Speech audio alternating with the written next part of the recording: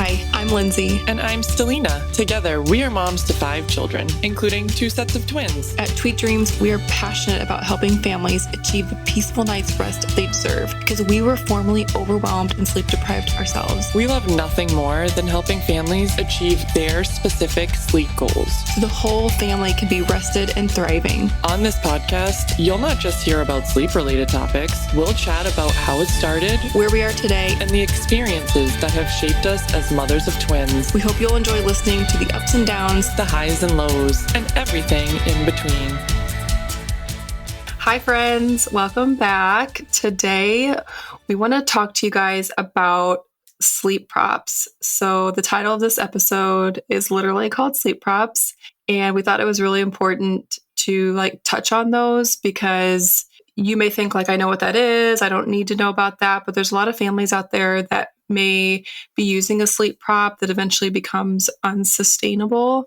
And so we really wanted to cover a broad range of what we consider a sleep prop, how to wean off of them, and really help you guys get into a more sustainable spot with your twins' sleep for sure. So if you don't have our twin guide, please grab that because there's a whole page on sleep props. Okay, so when we're working towards better sleep for our twins, we're going to look at what they're using to fall asleep, what the routine is, and that adds a lot of props in it sometimes. So when we think about a prop, Stelina, right, it's not good or bad. It's just what's working, what's sustainable, right? Exactly. How long are we going to be doing this or using this thing? Yeah, definitely. And so if you look at our guide, we have 2 different columns here. And we talk about sustainable. We talk about not sustainable. A not sustainable prop could work for your family for a year, maybe longer. And then all of a sudden it just stops working for whatever reason. And there's really no reason or science behind it. It's just, it is what it is. So you may be hey guys, I use that prop and everything's fine at my house. We're good. Just be safe with whatever that is. But there's definitely some that you could still be using that allows the world to go round still at your house. Okay. So let's cover non-sustainable sleep props. And I'm the first to say I used them all probably in the beginning. Didn't know any different.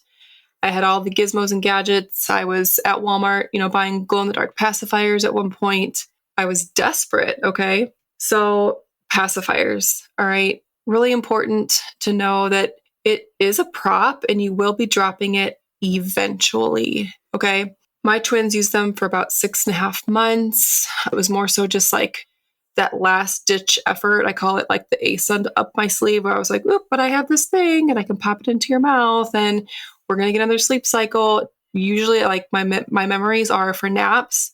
We really relied on passy ping pong. And then early mornings, my kids would wake up at 5 o'clock in the morning. I knew right away, oh, passy, and we're good for another hour or so. But it was not sustainable. And I had no way of knowing how to get out of it. Okay. So pacifiers are good for newborns, right? My kids use them. Stelina, did your kids use pacifiers? The twins did a little bit, again, because I was a new parent. I had every kind. They didn't love them, though. So I guess I was a little bit lucky, you could say, in that beginning, in that way, I guess, because I didn't have to get rid of them, really. They just didn't like them. And then with my son, I had him shortly after the twins and very short-term use. So yeah, it was only when they were newborns or in the car a couple of times when I couldn't get them to calm down, I would pop it in their mouth, but it was not an extended use prop for me. Yeah, I was just curious about that. So some babies just don't take to them. And I've heard moms say they won't take a pacifier. I'm great. It's okay. They don't have to. Great. Yeah, they don't have to take a pacifier because that's one thing you have to wean off of. But I do remember in the newborn phase, I felt it was I needed that, especially when they're just so little and they're crying, you can't calm them down. You have two babies, a passy is just an easy answer sometimes. So I totally get it if you're using pacifiers. When we work with parents in our sleep coaching programs, we really, really stress to drop them almost it's a make or break thing because it just hinders sleep when we're teaching independence because your baby can learn and start to use sustainable props or something that is in their control versus the pacifier. And then parents no longer feel like they are actually in charge of how their baby gets back to sleep because they're going in, popping the passy in or whatever it is. And they know like the baby can just get their hands in their mouth, etc. So typically we're recommending that you drop a pacifier after 4 months old if you're working on independent sleep. Lots of people train with pacifiers. Everything's great. No worries. Usually with twins, though, there's going to be one who's like waking up prematurely from their naps looking for it, falls out, they can't replace it, middle or early morning wake ups, etc. And then you're in this tough spot again. But if your twins like their pacifiers and you're like, we're going to keep it, that's great. They will grow into a toddler, 18 months old, 2 years old, even 3 years old, where you're like, okay, here we are. It's not cute anymore. Like, yeah, I mean, it's a prop for sure. It's like a comfort item. It's definitely like it's a toddler's comfort item if they have it. They fall down and scrape their knee. They're going to grab in their passy, right? We have to wonder, like, is it affecting their dental health? Is it, is it time? Are they speech delayed? Like, whatever. I'm just saying randomly some things that could come up. I have a blog on how to drop the pacifier as baby and as toddler because you're going to want to go about it a different way than depending on the age. Okay. So pacifiers, that's definitely one prop. We can talk about feeding being a prop. And again, guys, if you're feeding and like sleep is okay. And when I say feeding, we're feeding baby to sleep for naps, for a night, and they sleep through the night. It's okay, right? Question when it stops working for you, though, what changes you can make to get to a more sustainable position. So if you're feeding your baby to sleep and you want to make some changes, let's move that nursing session or bottle feed at least 30 to 45 minutes before you put your baby down at bedtime so that they can start to disassociate. I eat to get to sleep, right? Selena, what are some other props that we're thinking about that don't feel sustainable, maybe from like our guide or, that you've seen with clients? Sure. So I wanted to talk about the Magic Merlin suit. I know that you used it on your twins. I used it for my twins and for my son.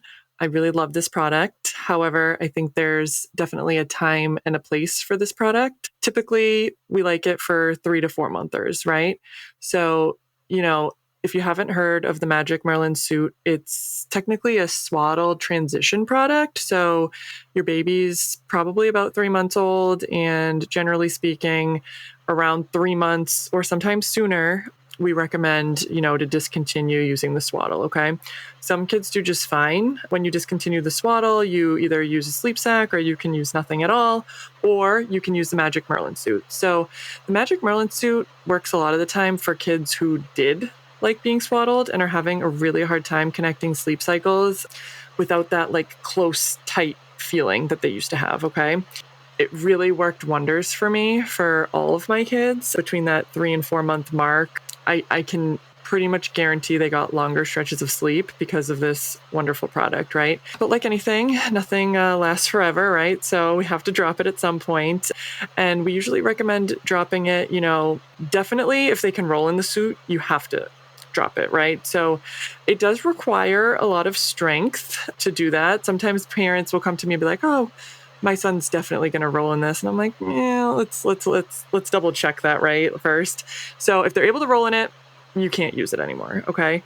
Also, if they're, rolling during the day or trying to roll during the day, generally we lean towards stopping the use of it because a really great thing is when babies learn how to sleep on their belly. They're trying to look for a comfortable position, and that is how babies self-soothe a lot of the time, right? They'll roll around, scratch their head, 100%. like nestle up against the crib or something and fall asleep. So we don't want to hinder that, and we don't want to stop them from learning how to do that in their crib, okay? So I love the Merlin. I have so many pictures of my kids in that cute little Michelin man suit. That's what I used to call it because they're like absolutely adorable in it. You definitely don't have to use the Magic Merlin suit, but you shouldn't feel bad if you are using the Magic Merlin suit. Just definitely discontinue the use around 4 or 5 months, maybe if your kid's like super small, if they were premature. I had 3 preemies. Just make sure that it fits properly if you are using it. And once your baby starts rolling or looks like they're going to roll or start to roll, then I would definitely say it's, becoming a little bit unsustainable at that point, and we should move on to a sleep sack. Do you agree? Yeah, and you wrote a really nice blog for us on how to drop the Magic Merlin sleep suit. Everybody loves to read that article, and you've done really well because you've listed the safety guidelines back to their website because they're very safe, safety conscious. And I'll note that it's not a weighted product. Okay. So I know a lot of sleep consultants don't like it because it's just, again, something else that you have to wean off of. But there's some consultants that use pacifiers. So it just depends. But it's not weighted. Right. There's no weighted material there. It's just, I think it's like 3 layers of like jersey or cotton, depending on what what fabric you're going with. And so it's not an unsafe option if you're using it according to their safety guidelines, which is really important to them. They're a small business, and I know that they really pride themselves on that. So if you don't want to use the Merlin, and you're worried about that swaddle transition, because the swaddle, it does become a prop, right? And it does become unsafe at some point. So it's kind of hard to think about going from swaddled, arms in, cozy, to just completely arms out. So the Merlin really does help with that like startle reflex that might still be there, helps connect sleep cycles. I did want to say that some of the families that we work with just use it for naps, because nap sleep is just a whole other ball game. Okay. We know this. And there's just some babies who struggle with those connection of sleep cycles. And so we do see that it's really helpful in that specific situation, but they're able to sleep at night fine in a sleep sack. Okay. We could probably have a whole other episode on sleep sacks. My kids wore them till they were like 4. So big fans of sleep sacks over here. A couple things else that we have on the guide here are like, DACA tots and like crib positioners have been deemed unsafe. So if we're using those, let's get rid of those. That is a prop that doesn't allow your child to move freely about the crib in the safest way that's recommended. Being held is also a prop. Unfortunately, I wish I could have held my kids to sleep and then just placed them down and then just walked away and everybody slept peacefully, but that was never our story. And I really thought it was my job to get my kids drowsy and sleepy as a parent. I didn't know any different, and it just didn't work for us. We slept in 2-hour chunks for like 16 weeks. It was miserable. So yeah, holding your children and your babies to sleep is a prop. Does it work? For some families, 100%. I'm working with a family right now who has held their child to sleep at every bedtime for 2.5 years. And it worked for a while, right? And now it's not working. And so they've enlisted my help, and he's doing so, so good because he is his own human and he can get himself to sleep himself. So I'm just teaching parents how to do that.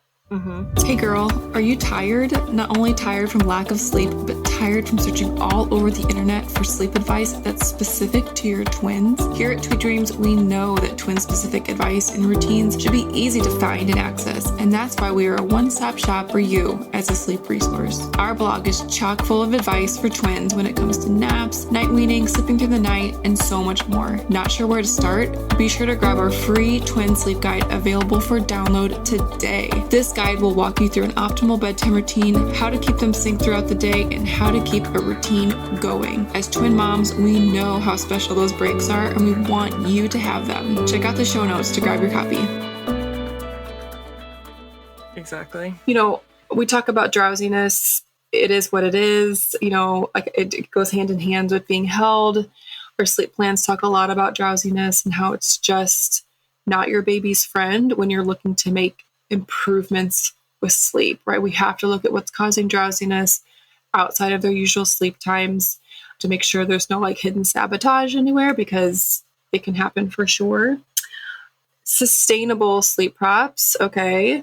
Self-soothing, self-settling is amazing. Body position that your baby can get themselves into, rolling, side sleep, hands up, hands down, hands in mouth, rubbing head, sucking on thumb. All really, really good stuff, because in the middle of the night, your baby can just repeat that. And I don't know if you hear this ever, Selena, but a lot of parents tell me that they're so afraid of the hands. They're like, but his hands are like waking him up, and they're getting out of the swaddle, or I'm like, I remember feeling the exact same way. Like these, if they wouldn't just knock the passy out, that they would have kept sleeping or whatever it was. But their hands are actually such a good tool and their own little prop that's built in to get the hands in the mouth for self-soothing. So we love hands around here. You want to talk about Lovey's blankets as they're appropriate? I would love to. So you can introduce a Lovey or like a small safe stuffed toy starting around a year old, right? So I think the official guideline is a year old. All of my kids adore their Loveys. Okay. I didn't even know what a Lovey was before I had children. People were giving me these little stuffed toys with like heads and no arms and like a little bit part of a blanket. And I'm like, what is this thing? Like, what are we doing here with this? Like stuffed it in the closet. And then I eventually figured out what it was. And they love these things. Okay. My kids have had the same ones since they were born. We didn't use it when they were born, but they were gifts. And it is a sustainable sleep prop. Okay. Heavy on the sleep prop part. Okay. If my kids don't have these Loveys, I don't know. I've never not let them sleep without them because they just love them so much. It's also a really great tool to use if you're dropping the pacifier later on, right? So if your kid is 12 months or older and you're dropping the pacifier, you can replace it with a Lovey sometimes. Sometimes they just want something to suck on. My children's Loveys, I wash them weekly. Okay, they're still look a little bit disgusting, but they're clean because they just like love to suck on them, hold them. They have names. I mean, like we are team Lovey here. Okay. If I'm ever going on vacation, staying at my parents' house or my in-laws' house, I make a list of what I need to bring to their house. And Loveys is always like number one on that list because if I don't bring the Loveys for my children, I have to turn around. Like, I don't think they're gonna take to a new one from Target or something. Like these are their Loveys. Like this is serious. So that is an example of a sustainable sleep prop as long as you don't forget it, right? Yeah. So definitely make a list if you're traveling or something. You know, it doesn't have to be a Lovey. It can be a blankie that's safe, you know, a stuffed toy that's safe, you know, double check, you know, the eyes and nose on some stuffed toys. You want to make sure that, God forbid, your child was like sucking or chewing something on them in the middle of the night, you know, nothing little could come off of it. You know, I don't recommend like, you know, having like 10 to 15 stuffed toys in cribs. I think that can be distracting. So definitely just a couple. I think my kids have maybe 4, and even that's like pushing it for me. They always ask like for more. We have like some auxiliary ones, like just in case something were to happen. I have a couple extras, but understudies. Yeah, I love the Loveys, guys. Okay. And any new parents, new moms, when I'm going to a baby shower or something, I always just like stick one in there. I'm like, listen, you're going to need this. Okay. Don't use it yet, but eventually, like, don't lose it. Remember where you put it and talk to me, you know, when your kid is about a year old and I can tell you what to do with it. I love that. I know you guys are team Lovey over there. And yeah, I tell people like, if we're introducing it as a alternative to something else, you know, let's talk about it a lot. Let's bring it into the bedtime routine. And I mean, at a year old, it's probably just in the crib.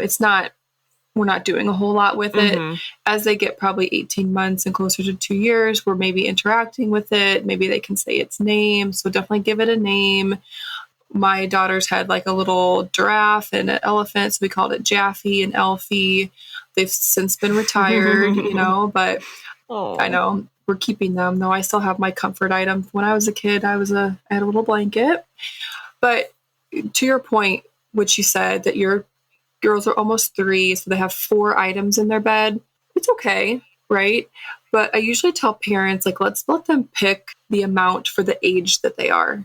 So if you have a 1-year-old, they could have 1 item. If they have 2, if you're 2 years old, we could have 2 items. And I think that's enough because if we have too much in there, it's very overstimulating. Like, it's like turns into playtime. Yeah, it's like we're having a party in there. I remember my daughter would call me back in and be like, "Where's my pink unicorn?" I'm like, "Frick if I know." Like, you have 17 other things in here. And then I'm like, "Okay, hold on. We need to like, you know, pull this all the way back. She can pick 3 or whatever it was." So yeah, we love a Lovey. Transition items, transitional objects, whatever we call it, totally appropriate for your child to have that, especially if you're dropping a prop and they're at the safe age to have one. Let me talk a little bit about toddlers and their beloved milk, okay? Toddlers and milk. I see that it's a super coveted item. It's part of their daytime. They get a significant amount of nutritional value from milk, right? At 1 year old, 2 years old, we're still drinking a lot of milk. So, how does that affect sleeps? And a lot of time, guys, it's going to affect it negatively without you even sort of knowing. So, straight off the bat, let's remove milk from your toddler's bedtime routine for a couple reasons. One's going to be the dental health. We do not want that sweet milk sitting on their teeth all night. And another thing is it can become a prop, it can become an association. And the most common scenario that I see here is that, oh, we drink milk at bedtime, it's fine. But my toddler wakes up at 5:45 every morning, like screaming milk. I mean, it's not that dramatic, but the toddlers love the milk in the morning. They look forward to it. It's the highlight of their day. I remember having my little Munchkin 360, ready in the morning. It's what they expected. So I'm working with a family now where we're really working on how to discontinue milk out of a bottle at 2 years old. And it's really sort of going to be a cold turkey approach here. If your child's missing out on any calories from that heavy milk intake, they will replace it with food or a different time of day. So I recommend that if your child has milk in the evening, that is offered shortly after dinner. Okay. So even if it's like you're handing over the cup of milk as you walk up the stairs, it's still too close for me. So let's move it back a little bit further so that it's sort of like at that lull after dinner when you're cleaning up. They're sort of like doing their thing. They can finish their milk. We're done with milk for the day. This will help with potty training as well to get them like overnight, sort of like the bladder to rest overnight and things like that. But in the morning, let's also practice waiting. So don't have that cup of milk ready just as your toddler gets up.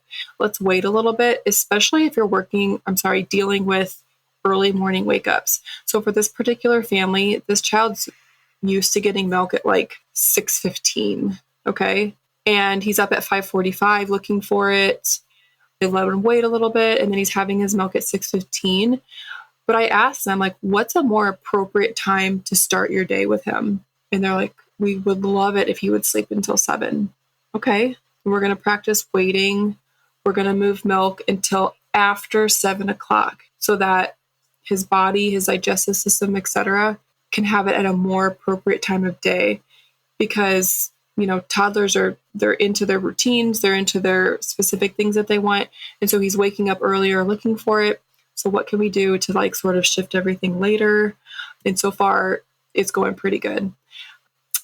If you're struggling with like bottles and like transition cups, let's keep that simple too. Let's get all the bottles into like a trash bag. They can help you get them together, give them to the trash man, or we're just going to not necessarily give them to like a younger sibling or anything, but I think like a really cold turkey approach with bottles at that age can be definitely appropriate.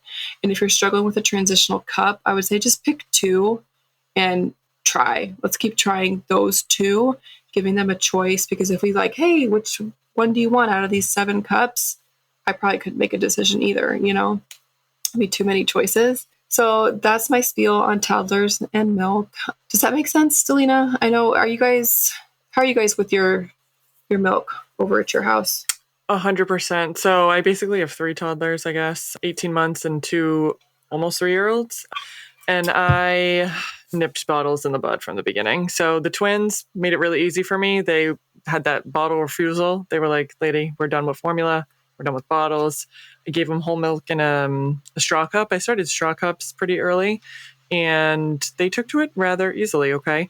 My son, slightly different story. Definitely ate more, definitely loved the formula, definitely loved whole milk, but definitely didn't love a sippy or straw cup from the beginning. So, I'd say probably 14 months, I was like, all right, I'm just not offering it, honestly.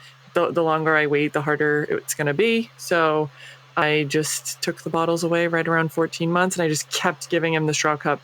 Did he have low milk intake for a few days, maybe lower than typical? Sure, because he was protesting, refusing, and whatnot. But once he realized this is the only way I'm going to be able to take milk from now on, he accepted it. Yeah, I think that's... And I always have...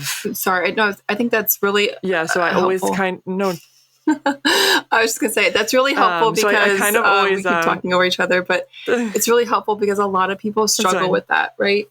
They're so afraid that their child will just deprive themselves, but they won't. Mm-hmm. Right. And I kind of always have given the milk shortly after dinner. I'm not a give milk with dinner kind of girl because my kids won't eat food if I do that. So I've always given it, in that lull time, like after dinner, but, not while they're getting into their crib or in their room or anything like that. Not a problem if you're doing that. We can work with you, or, there's many ways to work through that to stop that habit. So no worries if you're doing that right now. But I kind of just never brought milk into their bedroom. I was like, we don't eat food here. We don't drink milk here. Like, we sleep here. That's what we do here. Mm-hmm. Yeah, no, that's really good. Well, I think that's everything that we have for a sleep prop. It's not good. It's not bad. It's just is it sustainable? Is it not? What's working for you? If you don't have our twin guide or our singleton guide, please grab it because we go more in depth on that. So you can kind of see really straightforward what's sustainable, what's not, how to drop those. So yeah, that's it. Sleep props, ! That's what this one's about. Check out, if you're in the Merlin suit, check out the really great article that Selena wrote, Transitioning Out, and I'll link that in the show notes. And yeah, thanks for listening today. We've really enjoyed talking about this topic, and we'll catch you next week. Okay, bye. Thank you for listening. Bye. If you liked this episode and conversation, be sure to leave a review or rating. Share it with a friend on social media or a family member. It's our goal to reach as many parents of multiples and singletons alike. You're not alone in your parenting journey. If you'd like to hear about a specific topic or have an episode idea, please feel free to message us. We're here to help.